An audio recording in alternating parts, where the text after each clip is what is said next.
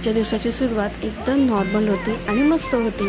त्यात आईने नाश्त्यासाठी आंबोळ्या आणि हिरवी चटणी केली होती. आपल्या घरी काही कन्स्ट्रक्शनचं काम सुरू आहे, त्या काकांसाठी हा नाश्ता बनत होता. त्याचसोबत आजची सकाळ इतकी शांत आणि थंड होती की थोडं जीवाला शांत वाटलं. काकांसाठी नाश्ता घेऊन गेली. तुम्हाला उकड्या तांदळाची माहिती दिली, जी आम्ही रायणला खायला घालतो. इथे आईच्या मसाल्याची तारीफ केली, ऑर्डरबद्दल माहिती दिली आणि त्याचसोबत मिरच्या सुकवून झाल्यात, त्याच्यासाठी फक्त आता मसाला आणायचा बाकी आहे. इथे मला तनिषने जाम आणून दिले. मातीच्या खड्ड्यात एक मोठी गाय पडली होती. ती बाहेर आल्याबद्दल मुलांनी इथे पार्टी केली, खूप डान्सले, मजा केली. इथे मातीचा जो उपयोग केला जातो त्याबद्दल मीही खुश, आई खुश.